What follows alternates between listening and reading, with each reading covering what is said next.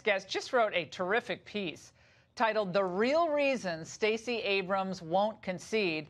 Joining us now is someone who knows more than most about Georgia politics. He writes a lot about it. Founder of the Resurgent, Erick Erickson. Erick, it's great to have you here tonight. Now, you heard that report from Trace, and you've been following this race very closely. Why was this so ugly from the start? And then how did it get, and why is that at the place now where she's trying to force this recount? There's no way she's going to get there. But what's going on really here? Well, you have to go back to 2014. Stacey Abrams made her claim as she could get elected by doing voter registration drives throughout the state, and she failed. She's got to explain to her donors and keep Democrats agitated. There's another race coming up in 2 years.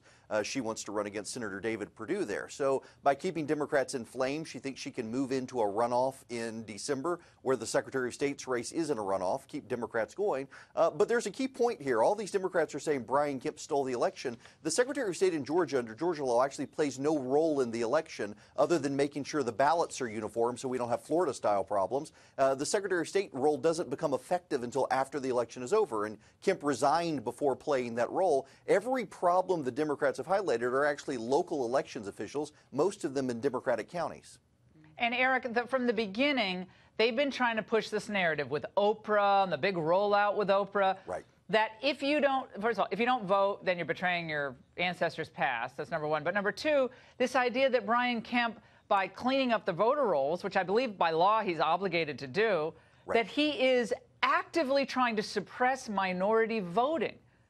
Respond to that. Right. And, you know, to some degree, there's a question of whether or not minority voters decided not to go vote because the Abrams campaign was telling them it's not going to count anyway, Kemp's going to steal it. So how many votes did she lose?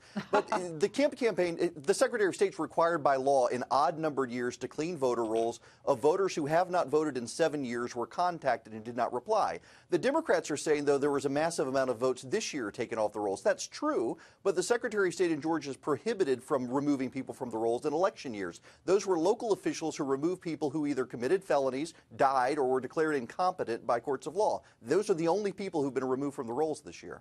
Now, so why is Sherrod Brown and Kamala Harris getting involved? I mean, it's Kamala Harris, she's running for president in 2020, so this is part of that effort, clearly. But why is Sherrod Brown? I'm not making that connection. Because December 4th, there's going to be a Secretary of State runoff, and the Democrats have a chance of winning it. So they're trying to keep Democrats really inflamed and impassioned by this. Remember, this all goes back to a Democrat strategy after 2000 with Katherine Harris in Florida, where they decided the key to winning states was to win Secretaries of State races because the Secretaries of State presided over voter rolls. So they've been making the claims about Brian Kemp when really that's what the Democrats want to do. They want to win the Secretary of State's office in Georgia, thinking that will help the Democrat in 2020. Well, her campaign manager actually mentioned the Secretary of State role today. Let's watch. I would like to remind everybody that his last official act as Secretary of State was using that body as a taxpayer-funded arm of his campaign and issuing a press release that said, "I'm the victor." And then the next day, he's standing saying that he's governor-elect. We reject that. Erick, I mean, I'm happy to have that loop play morning, noon, and night. That'd be really good for the Republican Party in Georgia. But your response to her?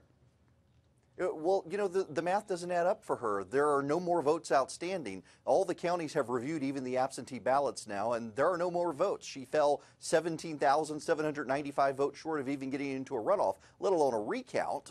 The votes aren't there. She can sue all she wants to try to keep Democrats focused on the runoff for Secretary of State, but she will never be governor of Georgia.